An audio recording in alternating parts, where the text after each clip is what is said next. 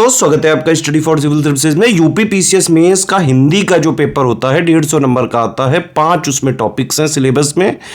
उसका पूरा जैसा रियल पेपर आता है रियल एग्जाम में, बिल्कुल वैसी ही ये टेस्ट सीरीज है। जैसा एग्जैक्टली आएगा एग्जाम में पेपर, वैसी ही ये टेस्ट सीरीज है। प्लस उसके मॉडल आंसर्स भी बताए हैं आर्या मैम ने। एक एक क्वेश्चन का बाकायदा डिटेल्ड एक्सप्लेनेशन देते हुए ये पूरी टेस्ट सीरीज जो है करवाई है। आप लोग इसको अटेम्प्ट करें, एक बार मॉडल आंसर से चेक करें और बताएं कि आप लोग कितने क्वेश्चन जो है, कितना आंसर आपका सही हो पा रहा है। देखिए, मेंस का जो हिंदी का पेपर होता है 150 नंबर का होता है बेटा वो, और उसके मार्क्स रैंक में जुड़ते हैं, है ना, क्योंकि यूपीपीएससी का जो पीसीएस एग्ज़ाम है उसी से आप एसडीएम डीएसपी बन सकते हैं। उसमें फाइनल रैंकिंग बनती है मेंस के 1500 नंबर से और 100 नंबर इंटरव्यू से। उस 1500 में से 150 नंबर का ये मेंस हिंदी है। ध्यान से देखिए इसको, हो सके तो लाइक शेयर जरूर करते रहिए। फीडबैक, कोई कमेंट, कोई सजेशन हो तो प्लीज़ वीडियो में बताएं। यूपी पीसीएस मेंस 1500 नंबर का होता है। 1200 की जीएस हो गई, 150 का ऐसे हो गया, 150 का हिंदी हो गया। सामान्य हिंदी 150 नंबर का, समझ रहे हो। 5 टॉपिक होते हैं इसके सिलेबस में, और ये जो इसके मार्क्स हैं वो रैंक में जुड़ते हैं फाइनल रैंकिंग में। 150 में से 100 से 110 नंबर हिंदी वाले पेपर में आराम से लाए जा सकते हैं। लेकिन ये प्रॉब्लम कई बार देखी गई है कि इंग्लिश मीडियम वाले स्टूडेंट्स के लिए ये थोड़ा सा टफ होता है ये पेपर, इंग्लिश मीडियम वालों के लिए सिर्फ। हालांकि वो भी अगर थोड़ी मेहनत करें तो वो भी आराम से 100-110 ला सकते हैं। करना क्या है वो समझो, इसको इग्नोर मत करना है, इसको इग्नोर करने की गलती मत करना। रैंकिंग ऊपर नीचे हो जाती है और बहुत बार ऐसे हुआ भी है। अच्छे खासे नंबर रहे लोगों के, हिंदी में कम नंबर आए, ऊपर से एसडीएम से सीधा जो है पता लगा एकदम जो है ना डीएसपी मिल रहा है, ना वीडियो मिल रहा है, ना कोई मिल रहा है, एकदम लो पोस्ट पे आ गए। तो ध्यान रखें, इसको अच्छे से इसकी तैयारी करके जाएं। 100 से 110 नंबर का टारगेट लेके ही जाएं। कैसे किया जा सकता है? आराम से किया जा सकता है। इसमें देखिए 5 टॉपिक्स हैं। उसका जो है complete official syllabus latest and pattern के हिसाब से जितना एग्जाम के लिए ज़रूरी है वो पढ़ लें, है ना। वो आपको selection material study for civil services में मिल जाएगा, है ना। आप जो है हमारा पेड ग्रुप ज्वाइन करें, 1500 का है हिंदी का मेंस का। उसमें आपको पूरी हिंदी 150 नंबर का पूरी थ्योरी करवा दी जाएगी, है ना, पूरी अंडरस्टैंडिंग क्लियर कर दी जाएगी। रिकॉर्डेड वीडियोस अभी जस्ट आर्या मैम ने किए हैं रिकॉर्ड, वो दे दिए जाएंगे। हिंदी के टेस्ट भी रिकॉर्ड करके दिए गए हैं पेड ग्रुप में। उसके अलावा हम हिंदी के पीवाईक्यू भी देते हैं विद मॉडल आंसर उसी ग्रुप में। उसको भी आप जो है एक बार लगाओगे तो काफ़ी कुछ चीज़ें क्लियर होंगी। इसके अलावा 10 टेस्ट सीरीज हम करवाते हैं। 10 test series with model answer plus checking, feedback, personal guidance, सब कुछ। तो 1500 में आप पूरी हिंदी की मेंस की तैयारी कर सकते हो आराम से। चाहे जितने डाउट पूछो, जितने भी हिंदी के डाउट ने सारे उसमें क्लियर किए जाते हैं। पढ़ाई करो जितना सिलेबस में ज़रूरी है लेटेस्ट एंड पैटर्न के हिसाब से। कोई दिक्कत है, डाउट पूछो तुरंत। कोई चीज़ नहीं समझ में आ रही है, पीवाईक्यू वगैरह लगाइए, एनालिसिस करिए। कोई चीज़ नहीं समझ में आ रही है, डाउट पूछिए, ठीक है। टेस्ट वगैरह भी हम देते हैं। टेस्ट आप दीजिए, मॉडल आंसर देखिए, लिख के भेजिए पीडीएफ बना के। पूरी चेकिंग, पर्सनल गाइडेंस और पूरा फीडबैक दिया जाएगा। पूरी हिंदी की तैयारी हो जाएगी। 150 में से 100 से 110, इवन 115 से भी ज़्यादा नंबर लाए इस ग्रुप को फॉलो करके लोग, ठीक है। तो यूपीपीसीएस मेंस हिंदी के लिए इतना कर लिया अगर आपने, आराम से आप जो है मेंस हिंदी क्लियर कर लोगे। 100 से 110 नंबर आराम से आ सकते हैं। दोस्तों, सामान्य हिंदी के प्रश्न पत्रों का अभ्यास हम कर रहे थे और यह मॉक टेस्ट है असल में, जो कि आपको पेपर के माध्यम से दिए गए थे। मतलब मॉक प्रश्न पत्रों को आपने हल किया है, कॉपियां चेक करवाई हैं। ये उसी की वीडियो व्याख्या है, उसी की एक्सप्लेनेशन है। लेकिन एक्सप्लेनेशन का मतलब ये नहीं कि हम यहाँ पर उत्तर कुंजी कोई आपके सामने प्रसारित करने वाले कि इस चीज़ का ये अर्थ होता है या इस पैराग्राफ के लिए आपको ये उत्तर लिखना चाहिए, ये सारांश करना चाहिए, ये व्याख्या करनी चाहिए। इस तरीके से हमारा यहाँ पर अप्रोच नहीं है। हम असल में क्या करने वाले हैं, हम आपको परीक्षा में जैसे प्रश्न पत्र आता है वैसा एक मॉडल दिखाएंगे और उसके साथ साथ उसमें अभ्यास करने के लिए आपको भरपूर मौका देंगे और प्रश्नों को देखकर उन्हें समझने का, अपनी खुद की सोच विकसित करने का ये सबसे पहला जो चांस है ये आपके सामने रहेगा। और ये वीडियो व्याख्या भी इसीलिए है ताकि आप हर प्रश्न के तरीके को, उसकी प्रकृति को समझें, ताकि प्रश्न किसी भी तरीके से पूछा जाए आप हल करने में समर्थ हो। तो निर्देश आप जानते हैं, निर्देशों से कोई खास इसमें नवीनता तो नहीं है, वही चीज़ें हैं। बस ये ध्यान दीजिएगा कि कहीं भी बिना वजह अनुक्रमांक और नाम इत्यादि मत लिखिएगा, जहाँ कहा गया है वहीं सिर्फ लिखिए, ठीक। और सारे प्रश्न अनिवार्य हैं, इसका मतलब है कि कुछ भी छोड़कर नहीं आना है। कभी कभी क्या होता है, कैंडिडेट्स परफेक्शन के चक्कर में पड़ जाते हैं मतलब उन्हें एकदम एग्जैक्टली पता है तभी लिखेंगे, नहीं तो जरा सा भी उसमें संशय है तो लिखने से कतराते हैं, छोड़ देते हैं वैसे ही। तो ऐसा नहीं करना चाहिए। आपको अगर उसका 1% भी पता है या 25% आप जानते हैं या 10% जानते हैं, बाकी में संदेह है, तो भी लिख देना चाहिए, क्योंकि यहाँ नेगेटिव मार्किंग नहीं है। अगर मिलेगा तो कुछ मिल जाएगा, नहीं मिलेगा तो फिर सब चला गया, है ना। तो यही सारी बातें हैं। अब आगे चलते हैं और देख लेते हैं 150 नंबर का ये पूर्णांक और 60 नंबर का तो अकेले गद्यांश अवबोधन ही होता है, 30-30 नंबर का। तो ये पैराग्राफ देखिए, कहा गया कि उपनिषदों का मूल संदेश है तत्वमसि। तत्वमसि अर्थात तू वही है। कौन है? परमात्मा का अंश। यह वाक्य मनुष्य को उसकी दिव्यता का स्मरण कराता है। आत्मा और परमात्मा में भेद केवल अज्ञान के कारण प्रतीत होता है। जैसे समुद्र और लहर में कोई वास्तविक अंतर नहीं होता है, वैसे ही जीव और ब्रह्म में कोई भिन्नता नहीं है। जब मनुष्य अपने भीतर झांकता है तो उसे अनुभव होता है कि वही चेतना जो उसके शरीर में प्रवाहित हो रही है वह संपूर्ण ब्रह्मांड में व्याप्त है। मतलब ईश्वर का ही अंश है मनुष्य, सीधी बात है। यही अनुभूति आत्मबोध है जो शब्दों से नहीं बल्कि मौन साधना से प्राप्त होती है। अहंकार इस अनुभूति की सबसे बड़ी बाधा है। जब मैं का पर्दा हटता है तब वह प्रकट होता है। मैं का पर्दा यानी मनुष्य अपने ऊपर जब क्रेडिट लेना बंद करता है तो वहां से ईश्वर का साक्षात्कार उसको होता है। माफ कीजिएगा, ईश्वर का साक्षात्कार उसको होता है। ये वह शब्द जो सर्वनाम इस्तेमाल किया गया है ये भगवान के लिए इस्तेमाल किया गया है। उपनिषद कहते हैं कि ब्रह्म ज्ञान का अर्थ बाह्य जगत से विमुख होना नहीं है, बल्कि उसे अपने भीतर समाहित करना है। जो व्यक्ति इस एकत्व को पहचान लेता है उसके लिए न कोई पराया रह जाता है न कोई शत्रु। समस्त सृष्टि उसके लिए आत्मस्वरूप बन जाती है।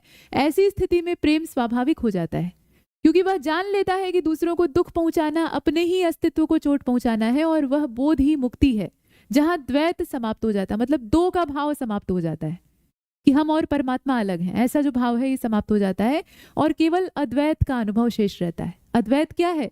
सब एकाकार है, जीव और ब्रह्म एक हैं, ये है अद्वैत। तो कहा गया कि आशय क्या है?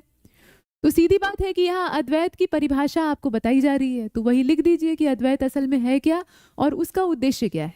मतलब एकाकार होना, अहम ब्रह्मास्मि कहा जाता है ना, मतलब ब्रह्म ही हम हैं और हम ही ब्रह्म हैं, दोनों एक रूप हो गए। तो जब भेद मिट गया तो वहां पर किसी भी तरह की समानता असमानता की बात ही नहीं है, किसी तरह की भलाई बुराई की बात नहीं है।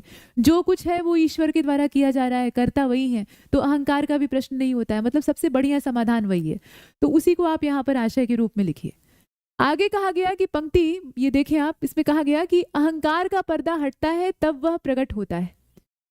जब मनुष्य के अहंकार का पर्दा हटता है, मनुष्य का अहंकार चकनाचूर होता है, खत्म होता है, तो वहां से ईश्वर का साक्षात्कार उसको होता है, वह प्रकट होता है। ये शब्द वहां से इस्तेमाल किया गया है। वह का मतलब ईश्वर। तो जहां पर अहंकार है, ये बहुत पुरानी, आप जब कबीर, रहीम और तुलसी से मध्यकाल से परिचित होते हैं तो उसमें आप देखते हैं, जब मैं था हरि नाही, जब हरि है तब मैं नाही, प्रेम गली अति सांकरी तामे दो न समाही। बताइए किसका है, किसके द्वारा लिखा गया है? बहुत ही सीधी बात है, लेकिन कुल मिलाकर उसका अर्थ समझिए कि मैं था तो हरि नहीं और हरि है तो मैं नहीं। मतलब मैं जो ये अहंकार है ना, ये ईश्वर को हमारे अंतःकरण में प्रवेश नहीं करने देता है। और जो प्रेम की गली है, यानी ईश्वर के प्रति समर्पण की जो डगर है, रास्ता है, वो इतना सकरा है कि उसमें दोनों एक साथ नहीं आ सकते। यानी मैं को हमें समाप्त करना होगा, तभी हरि मिलेंगे यानी ईश्वर मिलेंगे। तो यहाँ भी वही कहा गया कि अहंकार का पर्दा हटता है तो वह प्रकट होता है। आप चाहें तो वो संदर्भ ले सकते हैं, जब मैं था हरि नाही, हरि है तो मैं नहीं, है ना। क्या आत्मा और परमात्मा का एकत्व अनुभव से सिद्ध होता है या तर्क से? विवेचना कीजिए। अब ये व्याख्या है, ध्यान दीजिएगा, विवेचना कीजिए यानी विस्तार कीजिए। विस्तार कीजिए तब जाके आपको अच्छे नंबर मिलेंगे, ठीक। तो आत्मा और परमात्मा का एकत्व अनुभव से सिद्ध होता है या तर्क से? दोनों से सिद्ध होता है। अनुभव से भी सिद्ध होता है और तर्क से भी। दोनों में से कोई भी अगर रहित हो जाएगा, हट जाएगा, तो काम नहीं चलेगा। मतलब दोनों चीजें यहाँ पर चाहिए होंगी, ठीक है। तो आत्मा और परमात्मा में एकत्व को दर्शाने के लिए हमें प्रैक्टिकल भी दिखाना होगा और थ्योरी भी दिखानी होगी। हालांकि प्रैक्टिकल करना ये हर मनुष्य के वश की बात नहीं है, ये बड़े बड़े जो योगी सिद्ध पुरुष होते हैं वही कर सकते हैं, लेकिन जो अनुभव है वो किया जा सकता है, ठीक। इसके बाद अगला पैराग्राफ आपका है, ये देखें आप, दूसरा पैराग्राफ, कि आत्मसंयम मनुष्य के जीवन की वह साधना है जो कि उसे स्थिरता और विवेक की दिशा में अग्रसर करती है। यह केवल वासनाओं या इंद्रियों का नियंत्रण नहीं है, बल्कि विचारों, भावनाओं और कर्मों में समरसता स्थापित करने की कला है। संयमित व्यक्ति अपने भीतर उठने वाले आवेगों का निरीक्षण करता है, उन्हें वश में रखता है और अपनी ऊर्जा को सही दिशा में नियोजित करता है। ठीक है, और यही आत्मनियंत्रण उसकी सफलता की सबसे बड़ी कुंजी। असंयमी व्यक्ति क्षणिक भावनाओं में बहकर निर्णय लेता है, जिसके परिणाम स्वरूप उसका व्यक्तित्व अस्थिर हो जाता है। वह सफलता की दहलीज तक पहुंचकर भी विचलित हो जाता है। और इसके विपरीत संयमित व्यक्ति जो है वो परिस्थितियों के अनुकूल और प्रतिकूल दोनों होने पर अपनी बुद्धि का इस्तेमाल करता है। वह जानता है कि स्थायी सफलता बाहरी साधनों से नहीं बल्कि भीतरी दृढ़ता से प्राप्त होती। ठीक है, आत्मसंयम व्यक्ति के चरित्र को उज्जवल बनाता है। वह उसे लोभ, ईर्ष्या, अहंकार, क्रोध जैसे जो अंधकारमय प्रवृत्तियां हैं उनसे मुक्त करके आत्मबल और शांति देता है। संयमी व्यक्ति अपने आचरण से समाज के लिए प्रेरणा बनता है और वह परिस्थितियों को अपने अनुकूल बनाने की बजाय स्वयं को परिस्थिति के अनुकूल ढाल लेता है। यही परिपक्वता उसके जीवन को सफलता और सम्मान से भर देती। ठीक है, ये आपका पैराग्राफ है, मतलब आत्मसंयम की महिमा इसमें बखान की गई है और ये दिखाया गया है कि एक संयमित व्यक्ति किस प्रकार से जीवन में उच्च उत्कर्ष हासिल करता है, सफलता हासिल करता है, और जो असंयमी होता है वो किस प्रकार से पतन की ओर अग्रसर हो जाता है। तो आइए देखते हैं इसमें। अच्छा, 2 लाइन और बची हुई है। आत्मसंयम किसी दार्शनिक आदर्श का विषय नहीं बल्कि एक व्यवहारिक जीवन की आवश्यक पहल है या अनुशासन है। जो व्यक्ति अपने मन पर विजय प्राप्त कर लेता है वही वास्तविक अर्थों में विजेता कहलाता है। ये आपका पूरा पैराग्राफ। तो गद्यांश का शीर्षक देना है आत्मसंयम का अर्थ या आत्मसंयमी मनुष्य, और भी बहुत सारे शीर्षक हो सकते हैं। इसके बाद आप देखेंगे या सच्चा विजेता, ये भी कह सकते हैं, या संयम ही विजय की कुंजी, लेकिन लंबा हो जाएगा तो पहले ही जो शीर्षक है वो बेहतर है। आत्मसंयम और सफलता के बीच में संबंध क्या है? सीधा संबंध है। जो संयमित रहेगा, जो अपने ऊपर नियंत्रण रखेगा, वही सफलता प्राप्त करेगा। तो आत्मसंयम और सफलता में जो संबंध है उसको स्पष्ट करने के लिए कहा गया है, यानी थोड़ा विस्तार दीजिएगा। हालांकि ये 5 ही नंबर का है तो इसमें बहुत ज्यादा नहीं फैलाएंगे, लेकिन तब भी 4 से 5 लाइन आपको लिखना चाहिए। गद्यांश का आपको संक्षेपण करना है। ये जो पैराग्राफ 2 लाइनें इधर है और बाकी जो इधर पीछे का पैराग्राफ आपने देखा था, इसे छांटना है आपको। इसमें जितनी भी अनर्गल पंक्तियां हैं, बेकार पंक्तियां हैं, उनको बाहर करना है, और जो काम की सार्थक पंक्तियां हैं जिनको कि लिखने से गद्यांश बहुत ही सुटेबल, सार्थक और एक सही आकार में दिखाई देगा, सिर्फ उन्हीं को इसमें स्थान देना है। तो छंटनी की प्रक्रिया आपको करनी है और संक्षेपण आपका हो जाएगा। ठीक है, संक्षेपण में हमेशा छांटने वाला दृष्टिकोण होना चाहिए। इसके बाद अब यहाँ से पत्र लेखन का काम आरंभ होता है और पत्र लेखन में आप देख रहे हैं कहा गया कि जिला कल्याण अधिकारी इनकी ओर से उप निदेशक समाज कल्याण को एक पत्र लिखिए जिसमें कि जनजातीय छात्रवृत्ति वितरण में आई कठिनाइयों का उल्लेख किया गया हो और उचित दिशा निर्देश की अपेक्षा की गई। ठीक, तो जिला कल्याण अधिकारी जो है वो यहाँ पर प्रेषक है और उनकी ओर से उप निदेशक समाज कल्याण को एक पत्र लिखा जा रहा है। ठीक, तो अब यहाँ पर ये सरकारी पत्र का फॉर्मेट है और जिला कल्याण अधिकारी यहाँ पर प्रेषित कर रहे हैं पत्र, और जा किसके पास रहा है? उप निदेशक जो समाज कल्याण के हैं उनके पास। और विषय क्या है कि जनजातीय छात्रवृत्ति वितरण में तमाम कठिनाइयां आ रही हैं, इसको संज्ञान में लेकर इसका निवारण करें, अपने स्तर से इसमें ऐसी प्रक्रियाएं करें, ऐसी कार्रवाई करें जिससे कि ये काम सहूलियत के साथ हो जाए, बेहतर तरीके से हो जाए। ठीक है, इसी पर हमें लिखना है और दिशा निर्देश प्राप्त करना है। चूंकि बड़े से छोटा मांग रहा है, मतलब वरिष्ठ से कनिष्ठ का यहाँ पर वार्तालाप हो रहा है। लिखने वाला कौन है? कनिष्ठ है, और जिसके पास जा रहा है वो वरिष्ठ है, अवर और प्रवर जो आप कहते हैं, है ना। तो इस स्थिति में हम दिशा निर्देश मांगते हैं, आदेश नहीं देते हैं। ठीक है, तो वो लहजा मत अपनाइएगा कि निर्देशित किया जाता है या निर्देश हुआ है मुझे ऐसा कहने का, ऐसा नहीं लिखना है। ठीक है, यहाँ पर हमें मार्गदर्शन मांगना है।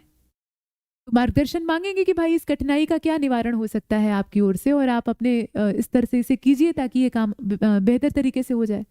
तो ये 2 व्यक्तियों के बीच में वार्तालाप, जो कि दोनों सक्षम अधिकारी, इसके बाद आप देख रहे हैं यहाँ पर दूसरा पत्र कि खंड शिक्षा अधिकारी की ओर से एक आदेश जारी करिए जिसमें कि कक्षा 10 की वार्षिक परीक्षा के केंद्र निर्धारण हेतु समिति के गठन की सूचना दी गई। ठीक है, अब ये क्या है, ये एक आदेश है, सीधे सीधे स्पष्ट तौर पर इसमें कहा गया है, तो पत्र के फॉर्मेट में उलझने की बात ही नहीं। ये एक आदेश है तो सीधा कार्यालय आदेश खंड शिक्षा अधिकारी की ओर से जारी किया जा रहा है। तो कार्यालय खंड शिक्षा अधिकारी जिस जनपद के हैं, मतलब जिस ब्लॉक के हैं, खंड मतलब यहाँ पे ब्लॉक की बात हो रही है ना, तो जिस खंड के हैं यानी जिस ब्लॉक के हैं तो उस ब्लॉक का नाम दिया जाए और उसके बाद फिर पत्रांक, आदेश की जो संख्या है उसको लिखिए, स्थान और दिनांक लिखिए, उसके बाद मोटी हेडिंग डालिए आदेश। ठीक है, यहाँ पर मोटी हेडिंग डालकर और सीधा सीधा जो मूल बात है उसको लिखना आरंभ कर दीजिए। और मूल बात इसमें है क्या कि कक्षा 10 की वार्षिक परीक्षा के केंद्र निर्धारण के लिए समिति का गठन किया गया है और उसी समिति के बारे में थोड़ा सा विस्तार से लिख दीजिए कि भाई समिति का उद्देश्य क्या है, समिति कितने सदस्यों वाली है, उसमें कौन सा मेंबर क्या काम करेगा और ये कब तक अपनी रिपोर्ट को सौंपेगी, अनुशंसा करेगी। तो ये सारी बातें इसमें जोड़ के अंत में खंड शिक्षा अधिकारी की ओर से ही हस्ताक्षर करवा देंगे, प्रतिलिपियों के लिए स्थान बना देंगे, काम हो जाएगा। इसके बाद आप यहाँ देखें, विलोम है, सुगोपनीय है, निर्दोष है, अन्वित है। अब सुगोपनीय में सु उपसर्ग है, इसको हटा दीजिए, अपने आप ही विलोम बन जाएगा गोपनीय। निर्दोष, इसका क्या हो जाएगा, सदोष हो जाएगा या फिर दोषी भी लिख सकते हैं। अन्वित का अनन्वित हो जाएगा, संकीर्ण का विकीर्ण हो जाएगा, विस्तीर्ण भी लिख सकते हैं। दीर्घजीवी का लघुजीवी अल्पजीवी दोनों हो सकता है। अभेद्य का भेद्य हो जाएगा, पारदर्शी का अपारदर्शी, सामान्य ही तो है। ठीक है, इसमें कुछ भी समस्या नहीं। ये देखिए, उपसर्ग और प्रत्यय, अनुकरण है, प्रतिस्पर्धा है, उपसंस्करण है। सामान्य रूप से आप उपसर्ग पहचान रहे हैं इसमें, है ना। यहाँ पर सम हो जाएगा, ये सम जो लिखा हुआ है ना ऊपर, तो ये ऐसे आ जाएगा सम, कुछ ज्यादा ही मोटा हो गया, मतलब इस तरीके से। ठीक है, अपवाद में उपसर्ग है, विषमता में क्या उपसर्ग है, तो विषमता में वि उपसर्ग है, बाकी समता जो है वो मूल शब्द है इसमें। उसी प्रकार से पुनर्निर्माण में आप जानते ही हैं, निर्माण मूल शब्द है, पुनरुपसर्ग है। यहाँ देखें कर्तृत्व दिया हुआ है। अब ये प्रत्यय पहचानने, प्रत्यय कहाँ लगते हैं, पीछे लगते हैं शब्दों में। ठीक, तो कर्तृत्व में त्व प्रत्यय है। बालिका में अब बताइए, अभी पीछे पिछले मॉक टेस्ट में हमने हल किया है ना। राजसी को देख लीजिए, गायक को देख लीजिए, धन्यता को देख लीजिए। अच्छा, एक चीज है, देखिए उपसर्ग प्रत्यय में आपको समस्या क्यों होती है, क्योंकि आप संधि विच्छेद नहीं करना जानते हैं, संधि के नियमों से भली भांति परिचित नहीं होते हैं। स्वर संधि, व्यंजन संधि और विसर्ग संधि, इन तीनों के नियमों को एक बार देख लीजिएगा, इस पर भी वीडियोस दिए गए हैं। ठीक है, जब हिंदी का वीडियो दिया गया था तो उसके साथ छोटे छोटे लेक्चर दिए गए थे। तो संधि वाले जो वीडियो है ना, उनको अगर आप देख लेंगे तो आपको उपसर्ग और प्रत्यय में समस्या नहीं होगी। हालांकि इसमें जो उपसर्ग प्रत्यय दिए जाते हैं आयोग के द्वारा, वो बहुत ही सीधे स्तर के होते हैं, बहुत कठिन नहीं होते हैं, तो उसमें बहुत उलझने की आवश्यकता नहीं है। जो मेजर पोर्शन है, अब इतना समय आपके पास नहीं है कि आप नए सिरे से संधि पढ़ें, तो जितने उपसर्ग प्रत्यय हमने अपने नोट्स में करवाए हुए हैं उतना आप देख लीजिएगा, उतने पर अभ्यास कर लीजिएगा कि अच्छा इस उपसर्ग से ये शब्द बन सकता है, या इस शब्द में ये उपसर्ग है, या इस शब्द में ये प्रत्यय है। ऐसे प्रैक्टिस कर लीजिएगा जितना हमारे नोट्स में है, उतने से आपका काम बन जाएगा। लेकिन आप गहराई से अगर समझना चाहते हैं और इस पर विश्लेषण करना चाहते हैं तो आपको संधि के नियम बहुत अच्छे तरीके से पता होने चाहिए, तभी आप अलग कर पाएंगे, विशेष रूप से प्रत्यय को। यहाँ देखिए, पदबंध दिया है, वाक्यांश, जो सब कुछ जानता हो, सर्वज्ञ, है ना। जो लेखन में अत्यधिक निपुण हो, बताइए क्या होगा इसका, लेखक तो नहीं होगा, अब क्या होना चाहिए। जो दूसरों की पीड़ा से आनंद लेता हो, परपीड़क, जो केवल अपने स्वार्थ के लिए धर्म का दिखावा करे, पाखंडी, है ना। जो किसी भी परिस्थिति में हार नहीं मानता, बताइए इसका क्या होगा। कुछ चीजें तो इसमें बहुत ही कॉमन है, सामान्य तो रूप से आप इन शब्दों का इस्तेमाल करते हैं, लेकिन जब वाक्यांश के लिए एक शब्द लिखने की बारी आती है तो वहां पर आप छोड़ देते हैं उसको कि नहीं, इसका ये नहीं हो सकता, मतलब संदेह की स्थिति बन जाती है। यहाँ देखिए, कहा गया कि सभ्यता के उत्कर्षों से अधिक पतन भयावह होता है। सभ्यता के उत्कर्ष से अधिक, उत्कर्षों नहीं बल्कि उत्कर्ष, सभ्यता के उत्कर्ष से अधिक उसका पतन भयावह होता है, ऐसे लिखेंगे। आचार्य ने विद्यार्थियों को नीति सूत्र, यहाँ देखें, आचार्य ने विद्यार्थियों को नीति सूत्रों का विवेचन कर डाला। आचार्य ने विद्यार्थियों के लिए नीति सूत्रों का विवेचन किया, ऐसे लिखेंगे। कालिदास के काव्यों में प्रकृतियों का अनुपम चित्रण है, प्रकृति का अनुपम चित्रण है। उसके मन में असंख्य द्वंद्व उपस्थित होते रहे, उसके मन में असंख्य द्वंद्व। अब यहाँ पे इसको बताइए, ये तो पूछा हुआ है, ये वाक्य जो है ये कई बार पूछा जा चुका है, उसके मन में असंख्य द्वंद्व उपस्थित होते रहे, बताइए इसमें गड़बड़ क्या है। इसके लिए आपको प्रश्न ये दिया गया है, मॉडल आंसर में तो आपको दिख ही जाएगा, लेकिन इसका ऐसे वीडियो देख रहे हैं तो आपको जवाब देना चाहिए। लोक मतों की उपेक्षाएं लोकतंत्र को दुर्बल बनाती है। लोक मत की उपेक्षा लोकतंत्र को दुर्बल बनाती है। वर्तनी है, अनामिका शुद्ध लिखा हुआ है, सन्निपाती नहीं होता है, सन्निपाती होता है, ठीक है। तादात्म्य नहीं, ये गलत लिखा हुआ है, तादात्म्य कैसे लिखा जाता है? तादात्म्य अगर आपको लिखना है तो कैसे लिखेंगे? आप ऐसे लिखेंगे, ठीक है, ये शुद्ध शब्द है। दिग्भ्रमित नहीं होता है, दिग्भ्रमित होता है, दिग्भ्रमित होता है, ठीक है, इस तरीके से। शैलूषण नहीं होता है, शैलूषण होता है, शैलूषण, इसमें क्या होगा? ल पर छोटे की मात्रा हो, ठीक, ऐसे ये शब्द है, तो इनकी वर्तनी शुद्ध करनी थी। इसके बाद अब यहाँ पर मुहावरा लोकोक्ति, कांटों में भी फूल खिलाना यानी विपरीत परिस्थिति में भी कुछ अच्छा परिणाम ले आकर दिखा देना। उल जलूल बकना यानी बेकार की बात करना। कूच कर जाना यानी प्रस्थान कर जाना, है ना। कूच कर जाने का एक अर्थ मर जाने से भी समझा जाता है, लेकिन कूच कर जाना यानी निकल जाना किसी चीज के लिए, छोड़ देना जगह को। चिराग तले अंधेरा बहुत घिसा पिटा है। अच्छा, भस्मासुर बन बैठना यानी अहंकार में आकर या शक्ति के मद में आकर अपना ही नुकसान कर बैठना। भस्मासुर हर किसी को भस्म करने के लिए पीछे पड़ा रहता था और अंत में भगवान विष्णु ने उसे छल से मतलब बेवकूफ बनाकर, और वो उसी का पात्र था, तो मोहिनी रूप उन्होंने धारण किया और उसके बाद नृत्य करने लगे साथ में, और नृत्य करते करते एक मुद्रा बनी जिसमें कि सिर पर हाथ रखना था, और भस्मासुर भी उसी की कॉपी करता है और वो भी सिर पर हाथ रख लेता है। तो जिसके सिर पर हाथ रखेगा वो भस्म हो जाएगा, तो अपने ही भस्म हो गया, यानी अपनी शक्ति से खुद का नुकसान, है ना।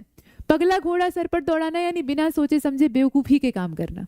बाकी जो है वो आप जानते हैं, ठीक है। तो 30 नंबर का मुहावरा लोकोक्ति जो होता है ये काफी ज्यादा इंपॉर्टेंट है, और अगर आप सही तरीके से शीर्षक, माफ कीजिएगा, अर्थ इसका लिखते हैं, लिखने का तरीका क्या होता है कि आप पहले अर्थ हेडिंग डालें और अर्थ में जो उसका मतलब है उसको लिखें, उसके बाद फिर वाक्य प्रयोग हेडिंग डालें, और वाक्य प्रयोग जब हेडिंग डालें तो उसमें इस जो अर्थ आपने लिखा है उसका वाक्य प्रयोग मत करिएगा, जो मुहावरा लोकोक्ति आपने लिखा है उसका वाक्य प्रयोग करिएगा। मतलब एक जायज सेंटेंस साधारण बनाइएगा और उसमें जहां पर वाक्य आता है, माफ कीजिएगा, मुहावरा लोकोक्ति आता है, उसको लिखिएगा और उसके नीचे ऐसे अंडरलाइन कर दीजिएगा। ऐसे काम करना है। जब स्वच्छ तरीके से लिखेंगे तो पूरे के पूरे 3 अंक आपको मिलेंगे, इसमें एक भी नंबर नहीं कटेगा और 30 नंबर का सॉलिड फायदा आपको होगा, ठीक है। तो इसमें इतना ही।